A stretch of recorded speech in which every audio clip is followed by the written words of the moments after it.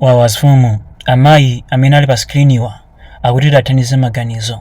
Mayi amenewa dzina lawo ndi Madam Fiona, amachokera ku area 49. mayiwa ali ndi mwana wamkulu wamkazi.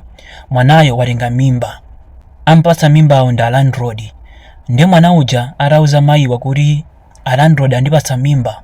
Zotsatira zake mayi aja adapita kwa landlord kokafotokozera.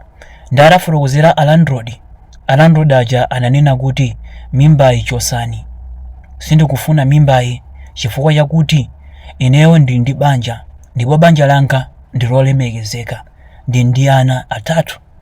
Ndi mkazi wa ine akamva zimenezi, zotsatira zake banja langa lisokonekera. Chonde ndagwira mwendo wanu, mimbayi chosani. Ndi Madam Fiona akuti mimbayi sindingachose chifukwa chakuti zingati kutheka mwina process singende bwino. Zotsatira zake mwana wangayo ndingati kumuluza apo ayi mwina pammawa mwana wangayo angathoza kanika kubereka chifukwa cha vuto limeneli. Ndineyo sindifuna mwana wangayo achose mimba. Ndekenako Madam Fiona anapereka chiganizo chabwino tipange chonchi. Ine mimba ndilera, inuyo muzingondithandiza mwanayo kunkhani ya chakudya, kunkhani ya zovala ndi zina zokhuzana moyo wa tsiku ndi tsiku. Landlord uja atamva izi anati nananana zimene zosatheka. Ene ndikuti mimbayi mukachose, sindikufuna udindo wina uliwonse, sindikufuna kuthandiza munthu, mimbayi kachoseni.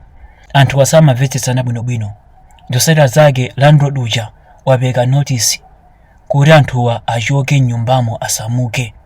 Ndipo Madam Fiona apapa akukonzekera kuti azisamuka. Komano athudwa nzeru akuluakulu munyengo imene iyi zitakuchitikirani inuyo kapena mwana wanu, inuyo mungatani? Ndabwera pano ndi cholinga choti tathandize maganizo. Mwana wanu zitanchitikira zimenezi, inuyo mungatani? Ndazifumu nkhani ndi imeneyo, kapena iwowa apite kuti akapeze thandizo.